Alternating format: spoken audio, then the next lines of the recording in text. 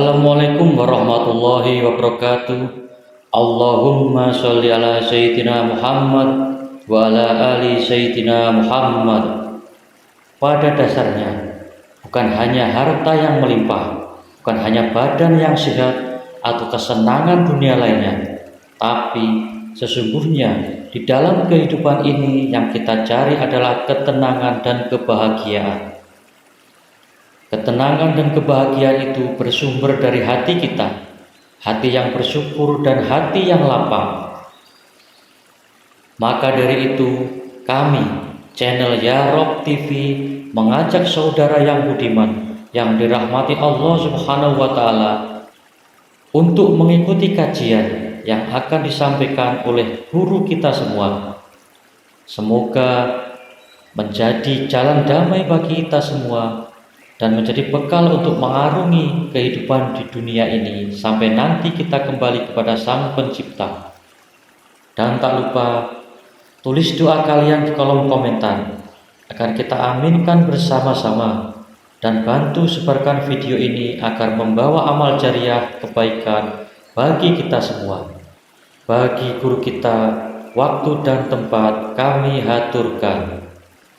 Assalamualaikum warahmatullahi wabarakatuh.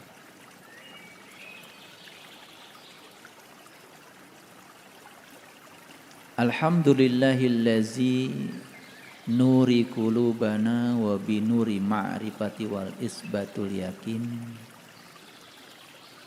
wa adkhilnal ma'al awliya'i was solihin wasyuhada wasyiddiqin. Asyhadu an la ilaha illallah wahdahu la syarikalah rabbul alamin wa asyhadu anna Muhammadan abduhu wa rasuluh asrafal anbiya'i wal mursalin Sayyidina Muhammadin wa ala alihi wa sahbihi ajmain. Subhanaka la ilma lana illa ma 'allamtana innaka antal alimul hakim. Subhanakallahumma rabbana wa bihamdika asyhadu an la ilaha illa anta astaghfiruka wa atubu ilaik. Astaghfirullahaladzim. Astaghfirullahaladzim. Astaghfirullahaladzim. Allazi la ilaha illa huwal hayyul qayyum wa atubu ilaih. Min jami'il ma'asi wa dzunub, la haula wa la quwata illa billahil aliyyil azim.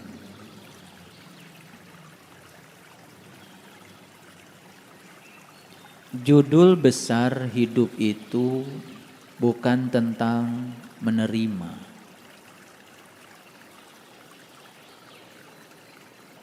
Judul besar hidup itu sebetulnya tentang memberi.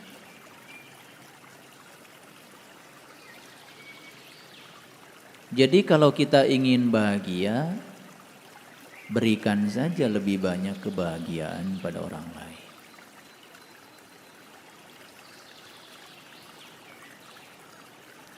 Kalau kita ingin jadi orang baik, berikan saja kebaikan lebih banyak pada orang lain.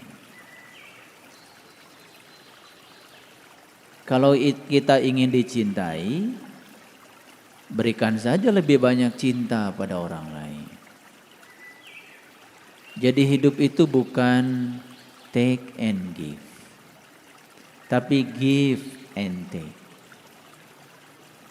Hidup itu bukan menerima kemudian memberi.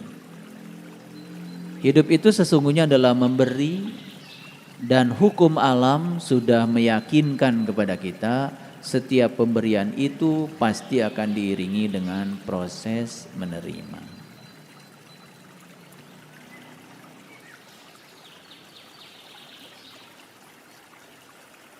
Jadi aneh sekali kalau kita ingin bahagia,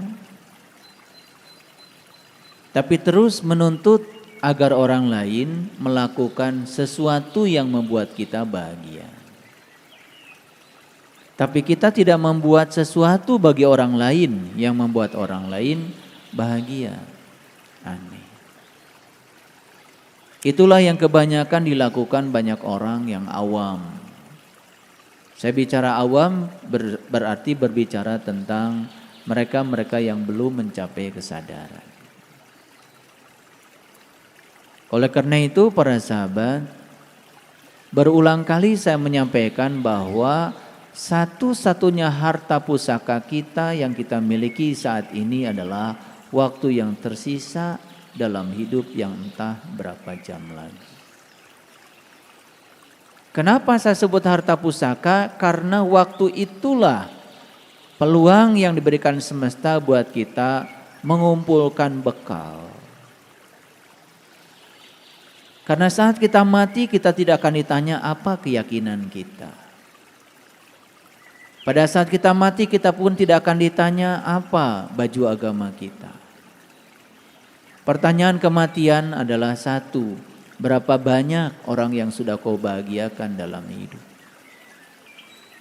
Itu yang disebut dengan amal kebajikan. Karena puncaknya akhlak adalah bagaimana kita memperlakukan orang lain. Itu sebetulnya. Itu puncaknya akhlak.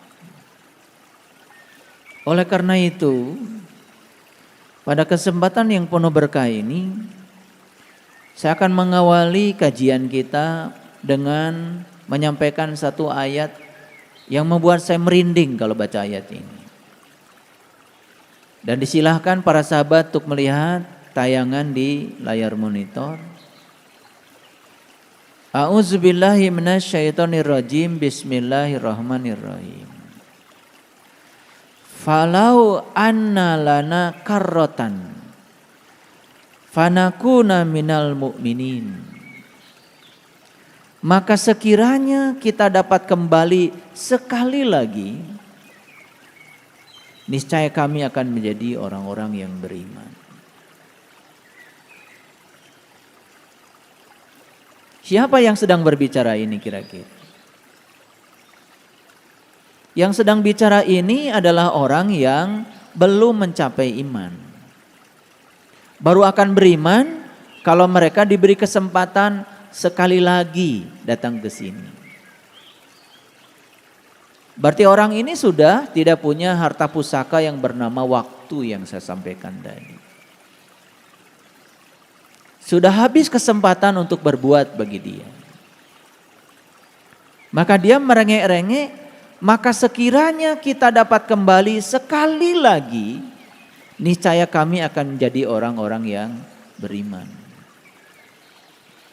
Mungkin dia dulu hanya mengaku sebagai orang yang beriman. Dan mengaku sebagai orang yang beriman, ya namanya juga mengaku. Belum tentu diaku. Klaim bahwa dia sebagai orang yang beriman tidak akan memunculkan ciri-ciri orang beriman. Dan aneh sekali kita sering membuat ciri-ciri orang yang beriman itu terkadang dengan sesuatu yang tidak pernah diajarkan oleh leluhur kita. Saya tidak menemukan satu hadis pun yang disampaikan Nabi Muhammad yang menyatakan ciri orang yang beriman itu, mohon maaf, rajin sholat misalnya. Gak ada. Ciri orang yang beriman itu rajin ke masjid. Gak ada hadisnya. Ciri orang beriman itu rajin bangun malam. Gak ada. Saya tidak menemukan. Ciri orang beriman kata Nabi, jika dia jalan mendapati satu ranting yang membahayakan orang lain dan dia tidak singkirkan itu ranting, dia tidak orang beriman. Jadi seorang Nabi Muhammad sekelas beliau membuat ciri orang beriman itu tidak dalam ritual. Tetapi sudah dampak dari ritual. Sudah jauh lebih dalam lagi. Sudah berbicara cinta, kepedulian, cinta kasih, welas asih. Itu yang diceritakan. Tidaklah disebut orang yang beriman jika dia tidur nyenyak sementara tetangganya tidak bisa tidur karena kelaparan. Itu iman yang disampaikan leluhur kita. dan kita menganggap sepele. Ada tetangga kelaparan dan ketika kita pulang dari masjid dan menganggap kita ini sudah beriman karena kita sudah menyembah Tuhan di masjid kita itu. Padahal Tuhan yang nyata tetangga kita tidak kita pedulikan. Yang goib terus kita sembah, yang nyata tidak kita pedulikan. Huwal awal wal akhir wal dhahir wal batin. Dialah yang awal, dialah yang akhir, dia yang dohir, dia yang batin. Dia yang maha goib sudah merefleksikan diri menjadi dia yang maha nyata. Tapi kita masih sering terjebak pada yang goib saja. Nabi Muhammad mendapati cucunya beliau ya menangis ketika sholat. Apa yang dilakukan? Tidak peduli dan membiarkan cucunya menangis? Saya tidak menemukan cerita itu. Justru Nabi Muhammad mempercepat sholatnya agar selesai lebih cepat dan segera menggendong cucunya. Ini kesadaran tingkat tinggi.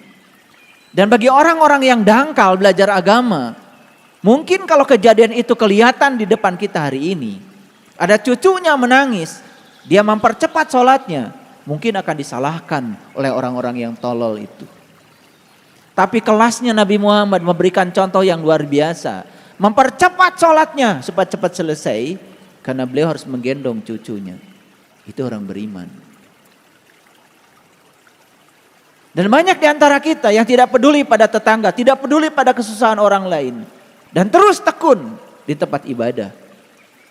Tetapi tidak ada yang berubah dari akhlaknya. Tidak ada yang berubah cinta kasihnya. Apakah itu? Ada yang salah menurut saya belajar agama. Ada yang salah. Lalu kita terus saja menghayal. Dan kita akan mendapatkan kebaikan nanti.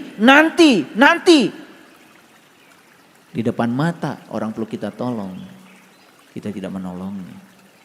Buat apa? Hidup itu tentang hari ini, saat ini, di sini, sekarang. Bukan tentang masa depan. Makanya saya katakan di awal khutbah saya hari ini, saya mengatakan hidup itu adalah tentang memberi. Hidup itu tentang mencintai. Hidup itu tentang kepedulian kepada orang lain. Karena kita sudah terbiasa untuk menjadi pengemis. Bahkan yang kita minta juga sebetulnya seorang pengemis. Bagaimana seorang pengemis bisa memberi? Saya tidak cerita pengemis sebagai pengemis secara fisik. Saya berbicara pengemis sebagai mental. Mungkin saja dia berkelebihan uang, mungkin saja status sosialnya tinggi, tetapi mentalitinya dia sebagai seorang pengemis. Hanya ingin diperhatikan, ingin diberi, ingin dicintai, tetapi tidak melakukan yang sebaliknya. Bagi saya, itu adalah pengemis yang sebenarnya. Pengemis urusan mental. Jadi jangan sampai kita termasuk pada kelompok ayat ini. Falau anna lana karatan fanakuna minal mu'minin. Maka sekiranya kita dapat kembali sekali lagi saja, niscaya kami menjadi orang-orang yang beriman. Kembali kemana? Saya kasih tahu. Kembali ke tubuh ini. Jadi orang ini sedang berbicara di mana? Di luar tubuh ini. Dia tidak sedang berada di tubuh ini. Sudah keluar dari tubuh ini. Sudah terusir dari tubuh ini. Dan mungkin sedang di tubuh lain. Yang lebih rendah dari tubuh ini. Karena saat diberi tubuh yang sempurna ini untuk memberikan jalan. Agar dia memperjalankan sang penumpang dalam dirinya. Dengan tubuh kendaraan yang hebat ini. Dia tidak melakukannya. Hidup hanya mengeluh. Hidup hanya menceritakan kesusahan. Hidup hanya menceritakan berbagai macam penyakit. Hidup hanya menceritakan sesuatu yang tidak disukai. Maka lihat hidupnya seperti apa orang-orang yang semacam itu. Selalu didatangi yang dia tidak suka. Dan kemudian dia menyalahkan pihak lain. Seakan-akan yang tidak dia suka itu datang secara kebetulan. Tidak. Semua itu datang karena kita sendiri yang mengundangnya. Semua itu datang karena kita sendiri yang menariknya. Itulah hukum tertarik menarik dari semesta. Sederhana sekali sebetulnya. Sekarang berikan saja apa yang kita ingin. Sekali lagi, berikan saja apa yang kita ingin. Ingin bahagia? Berikan lebih banyak kebahagiaan pada orang. Ingin kaya? Berikan lebih banyak yang kita punya hari ini.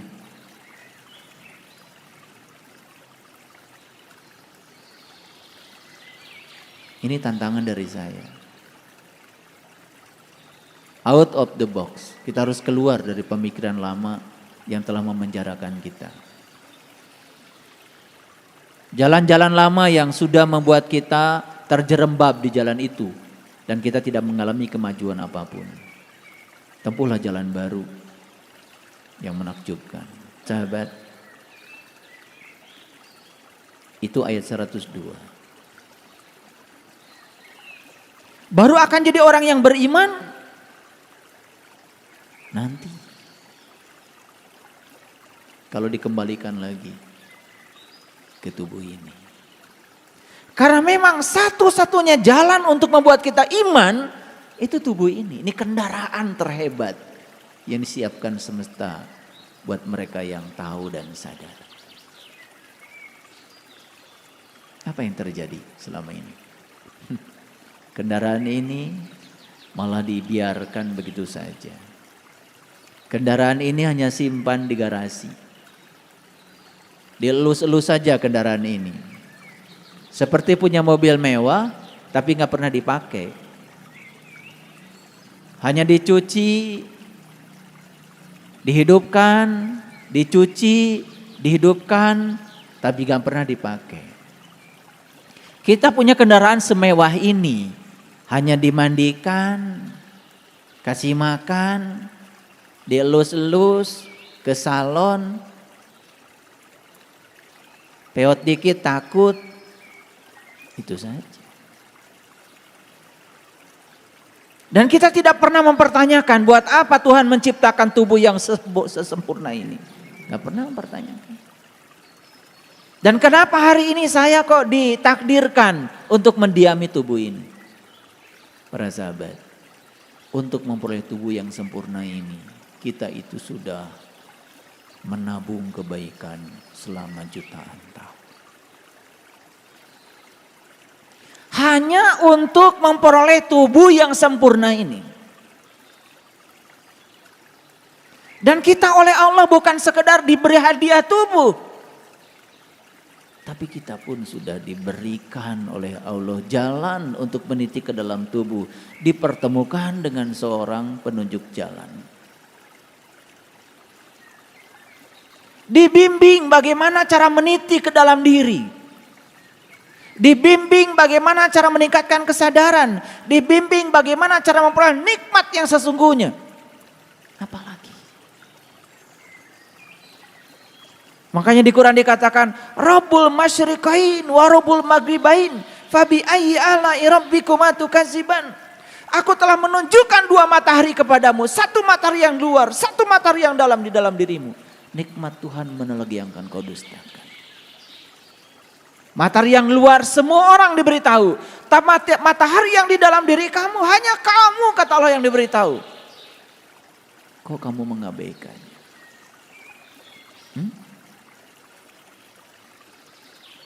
Luar biasa. Ada yang bertanya sama saya, kenapa Nabi Ibrahim ketika sudah menyaksikan matahari, beliau mengatakan, aku sudah berlepas dari dosa syirik. Itu diabadikan di Quran surat Al-An'am. Ketika beliau menyaksikan matahari, beliau mengatakan, wa ma ana minal musyrikin. Aku hari ini tidak termasuk lagi orang-orang yang mempersekutukan Tuhan dengan selainnya. Dan itu diabadikan menjadi doa iftitah oleh Nabi Muhammad. Kan itu yang kita baca setiap sholat, betul? Inni wajjahtu wajhiya lilladzi fataras samawati wal ardh hanifan wa ma ana minal musyrikin. Kapan kalimat itu diungkapkan beliau? tepat saat beliau sudah menyaksikan matahari ruhani dalam dirinya. Sayang sekali, banyak yang tidak pernah sadar dengan yang diucapkan setiap sholat. Cuman mengucapkan dan mengucapkan saja tanpa kesadaran. Ar-Rahman 'allamal Qur'an, khalaqal insan, 'allamahul bayan, asy-syamsu wal qamaru bihusban, wan najmu wasyajaru yasjudan. Itu di Quran dikatakan begitu. Matahari, bulan, dan bintang-bintang. Was-samaa'a rafa'aha wa wada'al mizan alla tatghaw fil mizan wa aqimul wazna bil qisti wa la tukhsirul mizan wal arda wada'aha lil anam fiha fakihatu wan nakhlu datul akmam wal habbu dzul asfi war rayhan fabi ayyi ala'i rabbikuma tukadziban.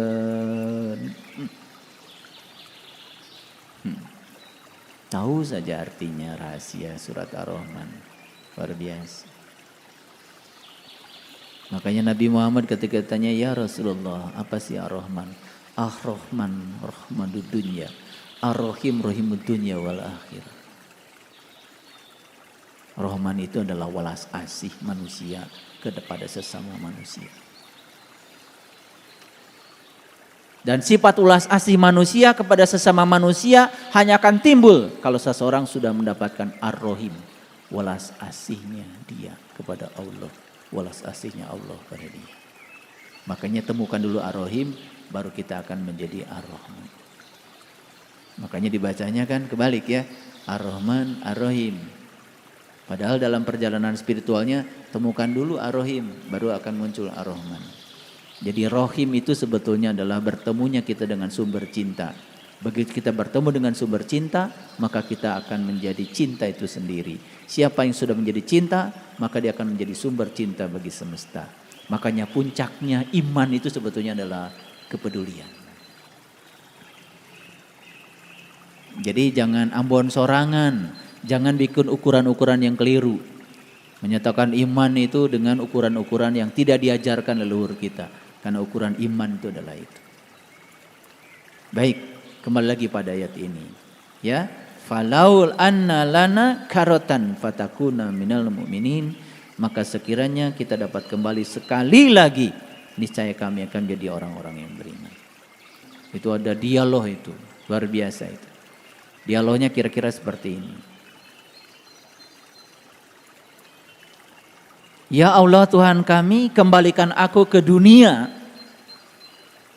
Niscaya aku akan menjalankan amal soleh yang Kau ridhoi. Itu ada kata-kata begitu. Jadi minta dikembalikan ke dunia, akan menjalankan amal soleh yang diridhoi.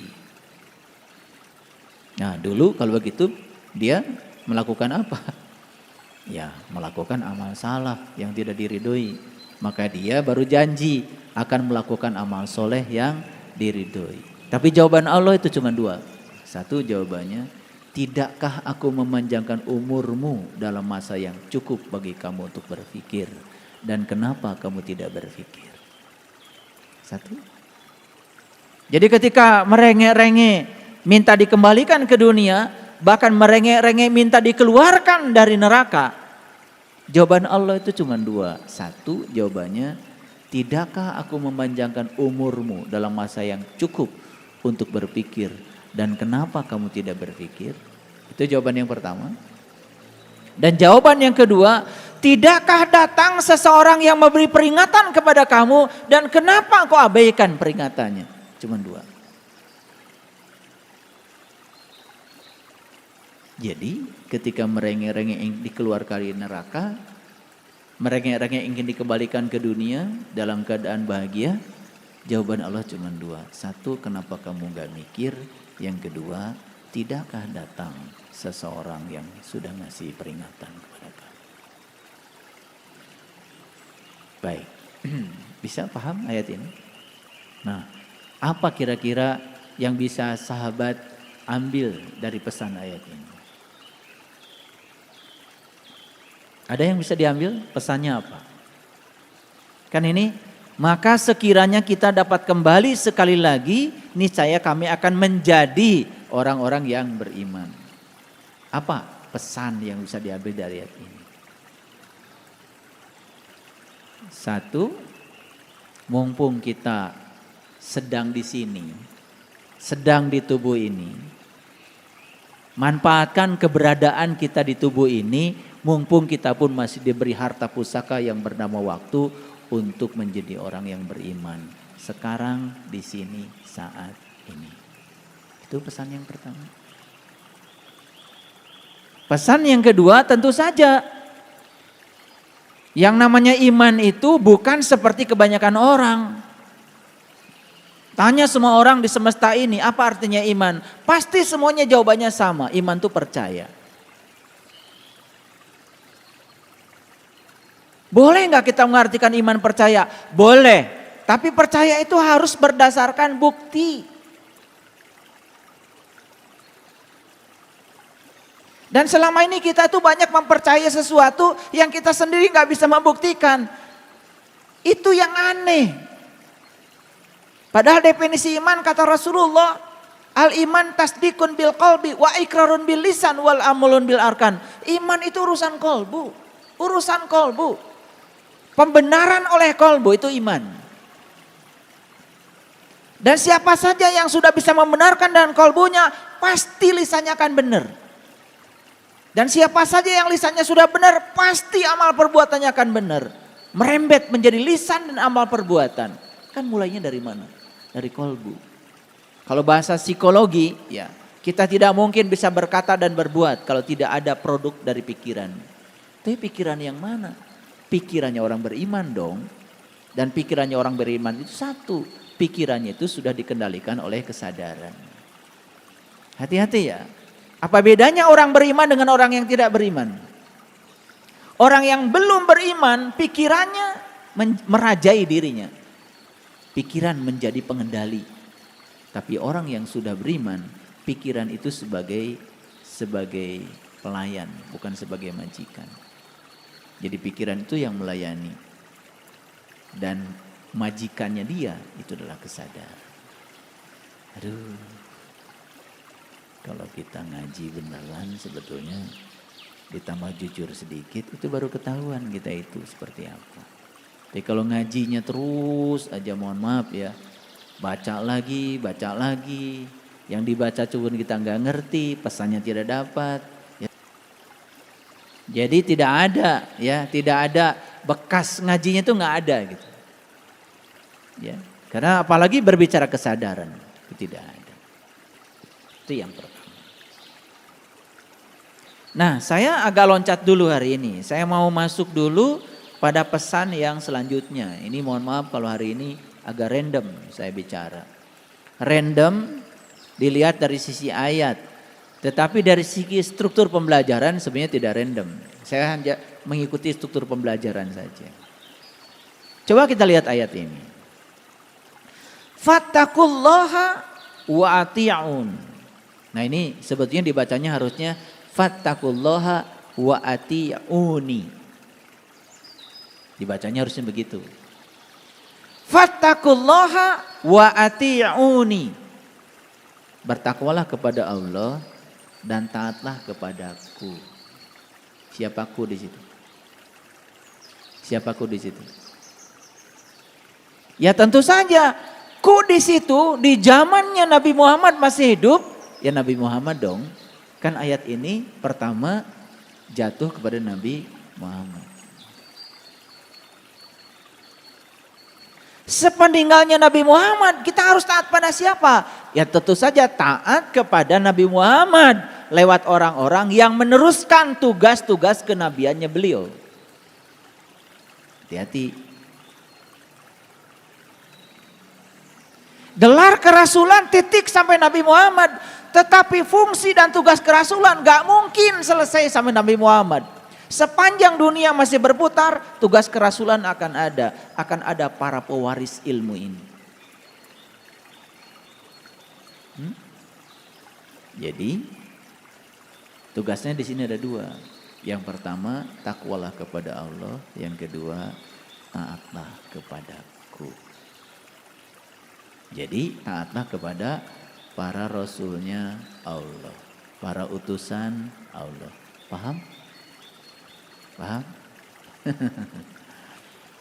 Ada yang culas. Saya takwa pada Allah aja. Malam bangun, pagi bangun, sore terus. Menjalani apa yang diperintahkan. Tapi tidak pernah mendengar apa yang dinasihatkan oleh para utusan Allah. Itulah yang saya lihat, ilmunya itu enggak berkah.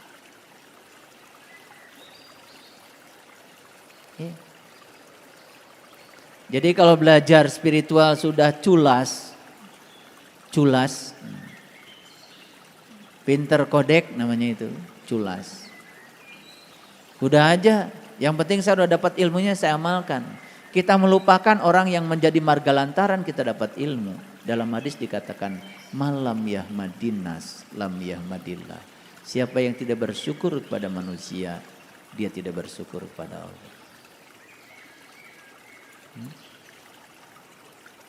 Makanya kenapa di Quran selalu ada kata atiullaha wa atiur rasul. Atiullaha wa atiur rasul. Jadi takwa itu baru bisa dicapai apabila kamu taat kepada para utusan Allah, pada rasulnya Allah. Ini harus dipahamkan, belajar itu. Saya bukan siapa-siapa. Saya cuma meneruskan saja ayat ini supaya dipahami. Dan orang-orang yang sudah berkesadaran tinggi juga tidak butuh, ya, tidak butuh disanjung, nggak butuh. Dan kalau kita memperlakukan mereka dengan penuh kehormatan dan rasa hormat, itu akan kembali pada kita sendiri. Ilmu yang kita dapat sekecil apapun itu yang akan membawa berkah, berubah kita. Maaf ya, banyak contohnya. Udah belajar ini, belajar itu, belajar ini, belajar itu. Bahkan sering menyakiti perasaan seorang guru. Enggak berkah. Emangnya seorang guru masih bisa disakiti perasaannya? Tidak. Udah enggak butuh yang semacam itu. Tetapi ketika kita kehilangan hikmat kepada seseorang yang telah menjadi marga lantaran kita sampai kepada Allah, kita kehilangan berkah dari ilmu yang kita peroleh. Makanya Rumi ketika ditanya, kalau ini adalah gurumu, ini Tuhanmu, siapa yang akan kau sembah lebih dulu? Aku akan sembah guruku, baru aku sembah Tuhan. Loh, kenapa begitu? Karena aku bisa mengenal Tuhanku lewat guruku. Itu yang disebut dengan syafaat, itu yang disebut dengan wasilah. Kita akan bicara itu hari ini. Karena biasanya kalau kita bicara syafaat kan langsung ya, oh nanti katanya. Nanti ketika dunia ini dihancurkan, dibangkitkan, kemudian nanti dibariskan, kan gitu. Betul enggak? Gitu. Ya. Dan kita berpikir, mana tuh penitia maulud tanggal sekian? Gitu kan begitu ya. Langsung dapat syafaat, gitu kan? Syafaat tuh langsung dicabut, masuk surga, gitu. Sebentar. Tidak ada di Quran redaksi yang semacam itu. Nah, syafaat itu artinya pertolongan. Wujud pertolongan Allah adalah ilmu yang didapat oleh kita dari orang-orang yang mengantarkan kita kepada Allah di sini, saat ini, sekarang. Jadi syafaat itu wujudnya adalah ilmu. Dari siapa ilmu itu? Tentu saja ilmu tentang Allah. Dari siapa? Dari orang-orang yang sudah tahu dan kenal kepada Allah. Dihadirkan orang-orang yang bisa membimbing kita kepada Allah, itu namanya syafaat. Kapan syafaat itu? Di sini, hari ini, sekarang. Makanya syafaat itu diberikan pada hari kebangkitan. Kapan hari kebangkitan? Hari kebangkitan itu setelah hari kiamat. Kapan hari kiamat? Hari bangkitnya kesadaran kita. Hari bangkitnya jiwa kita. Begitu kita bangkit dari ketidaksadaran, kita bangkit. Itu yang disebut dengan hari kebangkitan. Di hari kebangkitan itulah kita akan dapatkan syafaat. Wujudnya apa? Wujudnya adalah ilmu yang bisa mengantarkan kita kepada Allah. Jadi yang ngasih syafaat yang sebenarnya cuma satu, yaitu Allah. Maka di Quran dikatakan, Qul lillahi syafa'atu jami'a. Katakanlah hai Muhammad, sesungguhnya syafaat itu semuanya punyaku. Jadi nggak ada sebetulnya manusia yang diberi wewenang untuk memberikan syafaat. Karena Allah sendiri mengatakan di Quran, Qul lillahi syafa'atu jami'a. Jadi syafaat itu hakikatnya adalah milik Allah jami'a, kabehanana, keseluruhannya, totalitas. Jadi kalau ada orang-orang yang mengajarkan kepada kita, baca ini supaya dapat syafaat, baca itu supaya dapat syafaat, itu jangan diikuti begitu. Pahami dulu, ya. Oke. Oleh karena itu, banyak-banyak baca sholawat. Untuk apa baca sholawat? Baca sholawat itu supaya kita bertemu dengan orang-orang yang bisa memperjumpakan kita dengan Tuhan. Jadi kita itu minta dihubungkan dengan Allah lewat orang-orang yang sudah beserta Allah. Jadi ketika kita mau berhubung dengan Allah, pasti kita butuh orang-orang yang sudah terhubung dengan Allah. Nah, orang yang sudah terhubung dengan Allah itu yang disebut pemberi syafaat syariatnya. Hakikatnya dari Allah. Paham? Paham? Jadi syafaat itu kapan? Nanti apa sekarang? Sekarang. Nah, kita akan bahas ya. Baik, diulang lagi ayat ini di ayat yang ke-110. Perhatikan lagi. Fattakullaha wa atiuni. Bertakwalah kepada Allah dan taatlah kepadaku. Diulang 2 kali ya. Oke. Tahu cara bertakwa pada Allah? Sudah saya jelaskan berulang kali ya. Mungkin sampai bosen ya. Jadi takwa itu mengambil janji, diangkat gunungnya, ditunjukkan sesuatu di gunungnya. Ingat yang ditunjukkan Allah kepada kamu. La'allakum tattaqun, maka kamu akan jadi orang yang bertakwa. Makanya cara untuk takwa itu harus ditempuh dengan saum. Apa? Saya tidak cerita puasa ya. Kalau ingin jadi orang yang bertakwa harus ditempuh dengan saum. Siapa yang bisa saum? Siapa yang bisa saum? Yang beriman saja. Kan ayatnya juga jelas. Ya ayyuhallazina amanu kutiba alaikumusiyam. Hai orang-orang yang beriman, diwajibkan kepada kamu untuk saum. Jadi yang bisa saum siapa? Hanya orang yang beriman. Yang bisa menahan lapar siapa? Semuanya bisa. Mau iman, mau tidak iman, ngaku iman, mau siapapun nahan lapar. Bisa kan tiap hari juga lapar. Tapi yang bisa saum hanya orang yang beriman. Makanya Allah itu kata-katanya itu sangat efektif. Gak mungkin kan Allah nyuruh sesuatu pada yang bukan ahlinya. Paham? Allah itu kalau mau nyuruh sesuatu ya sama yang bisa. Yang gak bisa ya gak usah disuruh. Di luar orang yang beriman gak bisa saum. Puasa? Bisa semuanya, anak kecil juga bisa kalau puasa. Saya nggak cerita puasa kok, cerita saum. Emangnya saum dengan puasa bedanya apa? Kalau saum itu ada definisinya. Kata Nabi, liso imi farhatani farhatun inda iftorihi wa farhatun inda liqa'i rabbih. Puasa saum itu kata Nabi apa? Satu terbuka, satu berbuka, yang kedua jumpa dengan Tuhan. Catat itu hadis qudsi itu. Apa saum? Satu berbuka, dua jumpa dengan Tuhan. Itu saum. Itu hadis qudsi loh. Lisoimi farhatani farhatun inda iftarihi wa farhatun inda liqa'i rabbih. Ada dua kegembiraan bagi orang yang saum. Satu ketika berbuka, yang kedua jumpa dengan Tuhan. Berbuka yang dimaksud oleh Rasulullah tentu saja bukan makan candil, makan kolak, bukan.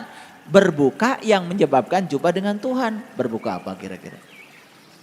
Tuh. Beda? Maaf beda dikit ya. Kalian kalau udah nahan lapar pindahin makan, udah merasa paling soleh aja.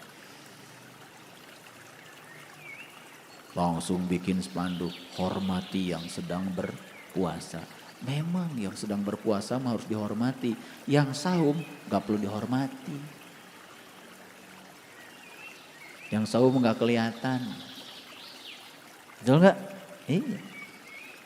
Saum kalau ditunjuk-tunjuk ke orang kan jadi aurat saumnya. Makanya yang saum gak pernah kelihatan. Kelihatan akhlaknya aja berubah. Kelihatan ulas asihnya luar biasa. Saumnya sih nggak kelihatan. Yang kelihatan itu adalah Idul Fitrinya saja. Kembali dia menjadi jati diri yang sesungguhnya. Gitu. Jadi selama hidup ini kalian saum apa puasa? Sombongnya udah kayak apa? One day one juice. Tambah lagi. Kalau sudah tamat baca Quran 10 hari pertama langsung pengumuman di WA. Ketika ditanya ayat mana yang kamu mengerti, gak ada satu ayat pun yang ngerti. Yang penting tamat. Makanya begitu selesai saum, lalu merayakan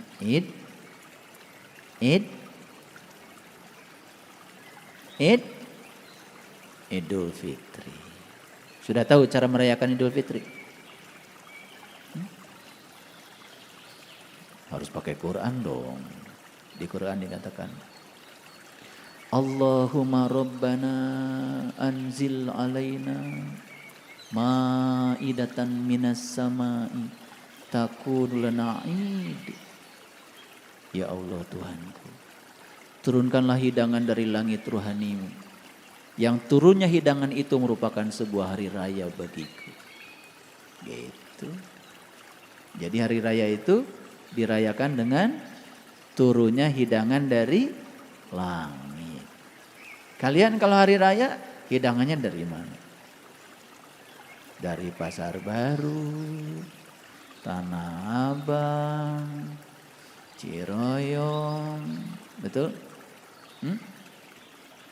Sambal goreng kentang, ati, opor ayam.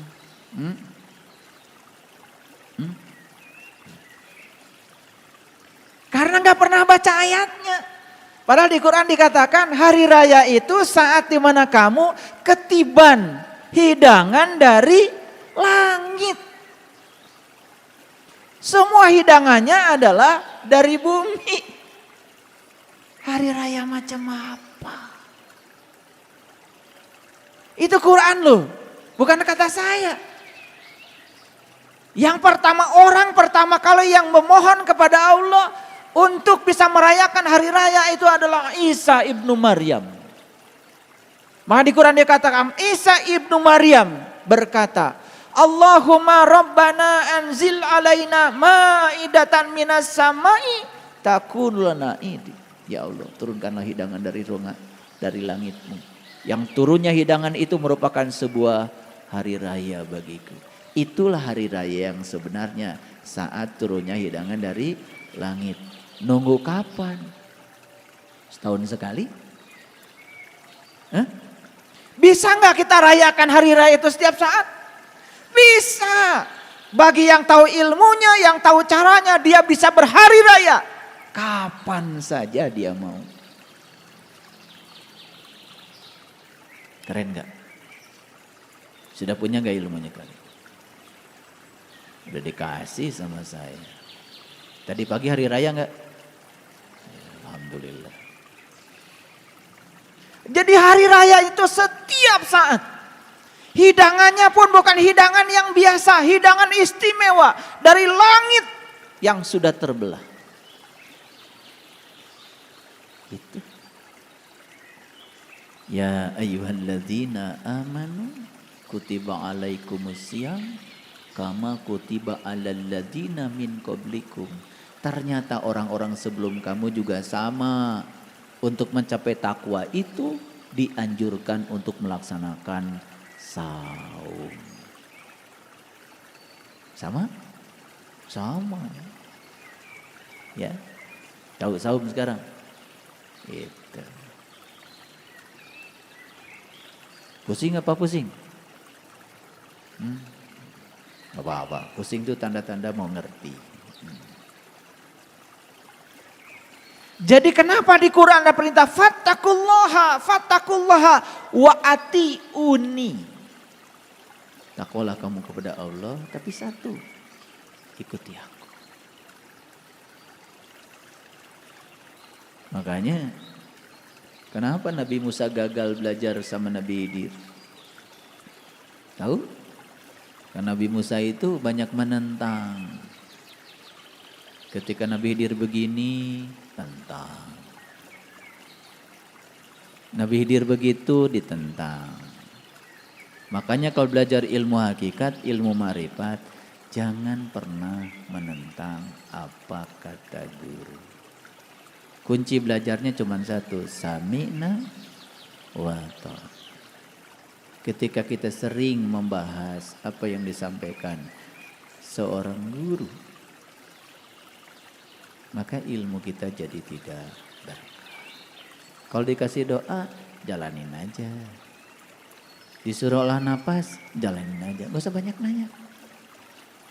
Ini buat apa, ini buat apa, gak usah. Nanti kalau saya ajarkan buat ini, buat itu, sempit lagi. Kita kembali lagi kan kepada yang dulu. Kan udah bosan dari dulu begitu. Betul gak? Gak bosan gitu, banyak sekali belajar doa. Doa ini ada, doa itu ada, doa ini ada. Betul gak? Sampai pusing. Betul gak? Ini. Baik. Ini bisa dimengerti gak sampai sini? Nah kalau gitu saya mau turun dulu ke bawah. Saya mau turun ke ayat 82, ada yang kelewat waktu itu. Nah, ini penting nih harus dibicarakan.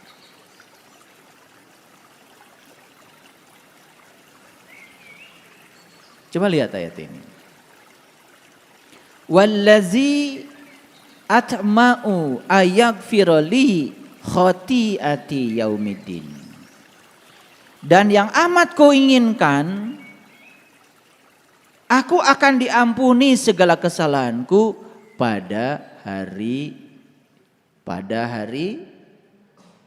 kiamat. Ngasal aja kalian itu. Walladzi atma'u ayaghfira li khati'ati. Khati'ati itu kesalahan. Makanya kan ada doa iftitah, Allahumma ba'id baini wa baina khotoyaya kama ba'adta bainal masyriqi wal maghrib. Ya Allah, jauhkanlah kesalahanku seperti Engkau menjauhkan timur dan barat. Walladzi atma'u ayaghfira li khati'ati. Dan yang amat aku inginkan adalah aku dibebaskan dari segala kesalahanku yaumiddin, pada hari Yaumiddin hari apa? Hari akhir. Pinter ya kalian tuh. Dari mana itu Yaumiddin hari akhir? Yaumiddin ya hari adin. Yaum itu hari, din itu ya din. Yaumiddin ya hari din. Din itu dari kata dain. Dain itu artinya utang. Pusing kan? Pusing kan? Jadi Yaumiddin itu hari bayar utang.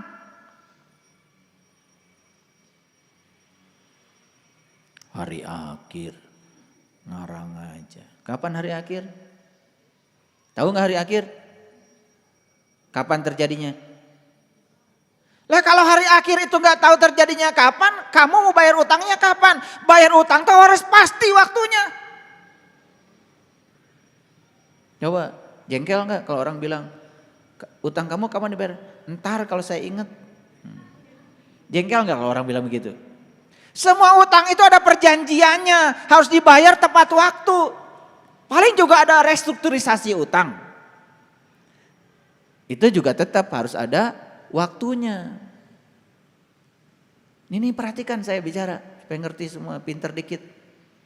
Jadi, ya Allah, yang amat aku inginkan adalah aku bisa diampuni dari segala kesalahanku pada hari bayar utang.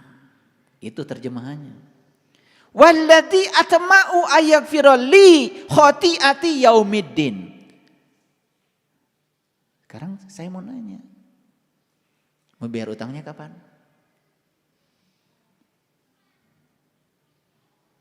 Mau bayarnya utangnya kapan? Semasa hidup nggak jelas. Utang itu harus jelas. Isuk, pageto. Jika perlu pakai jamnya, jam berapa? Gitu. Jadi siapa yang harus bayar utang itu? Yang berutang. Apa utang kamu kepada Allah? Kan Allah udah bilang, segala dosa sudah aku ampunkan. Innallaha la yaghfiru ayyushraka bihi wa yaghfiru ma dzuna dzalika liman yasha. Sesungguhnya Allah tidak akan pernah mengampuni dosa syirik, tapi Allah sudah mengampuni apapun selain itu. Ulangi, syirik itu menduakan Allah. Kenapa menduakan Allah? Gara-gara tidak tahu Allah. Kalau tidak tahu Allah, cara bayarnya gimana? Tahu Allah. Ulangi, tidak tahu itu bayarnya gimana? Menjadi tahu. Tah, asalnya tidak tahu Allah, menjadi tahu Allah. Rek iraha, bayarna. Tentukan sendiri. Udah ditentukan. Mau sekarang? Nanti sore? Besok? Atau tahun depan? Sekarang. Pastikan. Saya akan bayar ketidaktahuan saya sekarang. Asalnya saya tidak tahu, saya menjadi tahu. Lunas itu hutang. Kan di ayatnya jelas. Yang amat aku inginkan adalah aku diampuni dari kesalahanku. Kesalahan apa? Kesalahan yang mana? Kesalahan kita itu cuma satu, gak tahu Allah. Gimana cara bayarnya? Tahu Allah. Makanya di Quran dikatakan siapa yang tahu Allah hari ini dibebaskan dari dosanya yang lalu dan yang akan datang. Saudaraku yang budiman, demikianlah kajian dari guru kita semua. Semoga kajian ini menjadi jalan kebaikan bagi kita semua dan kita semua dapat mengambil hikmahnya. Serta jangan lupa like video ini, komen doa-doa dan harapan kalian pada kolom komentar, serta subscribe channel ini agar berkembang dan menyajikan konten yang bermanfaat bagi kita semua. Amin ya rabbal alamin. Dan dari kami Ya Rob TV mengucapkan terima kasih. Wassalamualaikum warahmatullahi wabarakatuh.